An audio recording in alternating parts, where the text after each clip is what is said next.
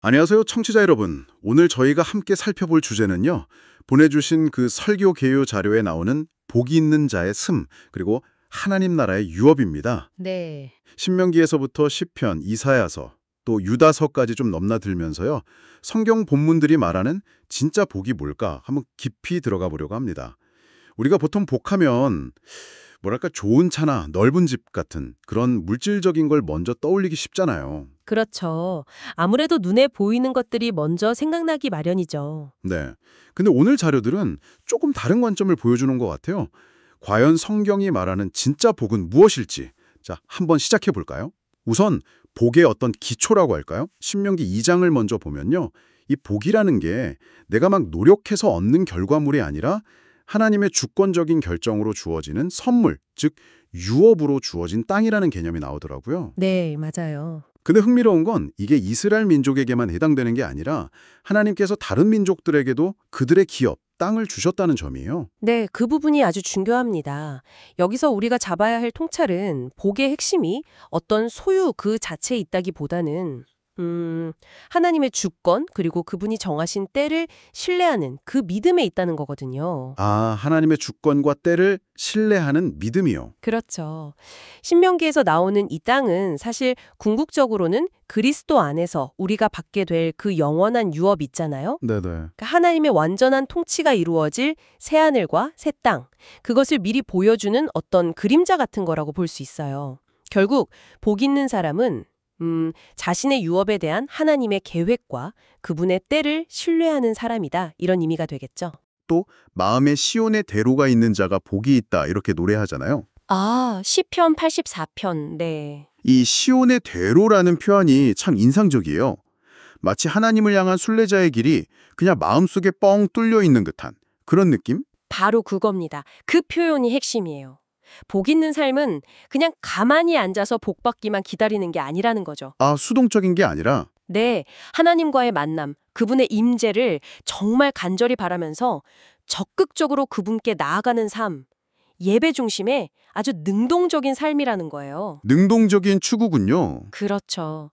그리고 이 갈망의 궁극적인 성취는 어디서 이루어졌냐 하면 바로 참 성전이 되시는 예수 그리스도를 통해서 이루어진 거죠. 아, 예수님을 통해서. 네. 그분을 통해서 우리가 이제는 시간과 공간의 제약 없이 언제든 하나님께 직접 나아갈 수 있게 되었으니까요. 이 관계를 정말 소중히 여기고 계속 바꾸어 나가는 것.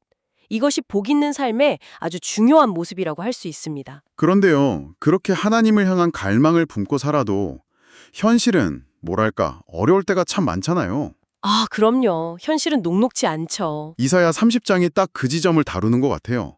당시 강대국이었던 애국, 그러니까 인간적인 힘에 의지하려는 유혹하고 하나님을 잠잠히 기다리는 그 믿음을 이렇게 딱 대조시키면서요. 네, 그렇죠. 결국에는 여호와를 기다리는 자마다 복이 있다 이렇게 선언을 하죠.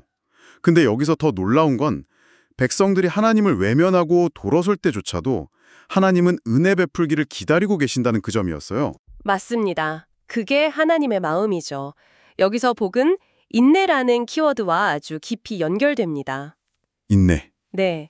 당장 눈앞에 보이는 결과나 성공이 아니라 보이지 않는 하나님, 그리고 그분의 일하실 때와 방식을 신뢰하면서 기다리는 그 과정 자체가 복이라는 거예요.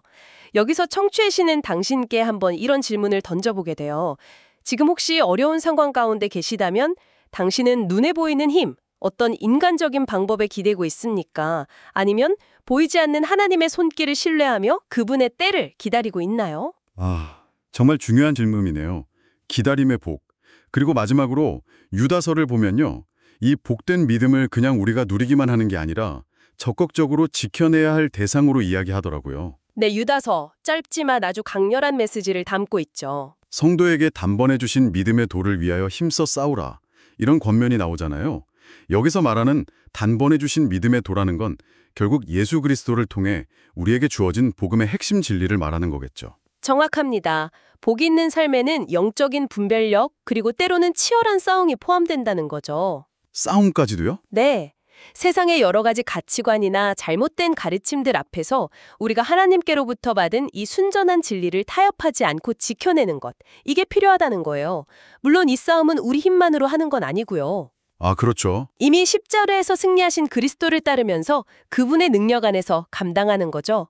끝까지 이 믿음의 길을 포기하지 않고 지켜내는 것.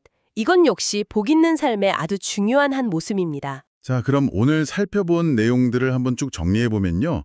복 있는 삶이라는 게 어떤 단 하나의 모습으로 딱 정의되는 게 아니라 굉장히 여러 측면을 가진다는 걸 알 수 있네요. 네, 그렇습니다. 하나님의 주권을 신뢰하는 그 믿음의 기초 위에 서서 또 그분의 임재를 사모하며 적극적으로 구하고 어려운 상황 속에서도 인내하면서 그분의 때를 기다리고 동시에 우리에게 주어진 그 믿음을 굳건히 지켜나가기 위해 싸우는 것까지 이 모든 게 다 어우러진 모습이군요. 맞습니다. 그러니까 핵심은 눈에 보이는 외적인 조건이나 환경이 아니라 하나님과의 관계에 얼마나 깊이 뿌리내리고 있느냐 하는 거죠. 하나님과의 관계? 네. 그리고 이 모든 신앙 여정의 궁극적인 목표, 그리고 가장 큰 복은 결국 그리스도를 통해서 영원한 하나님 나라를 유업으로 받는 것이고요.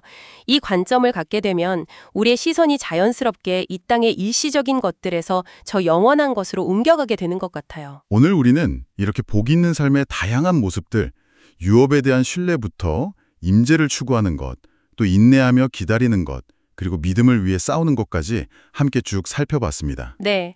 이 내용들을 다시 한번 조용히 되돌아보시면서요. 오늘 우리가 나눈 이 복의 여러 모습들 중에 어떤 부분이 지금 당신의 마음에 가장 깊이 와닿으시는지 혹은 어쩌면 지금 가장 큰 도전으로 느껴지시는 부분이 있는지 한번 잠시 묵상해 보시면 어떨까 싶습니다.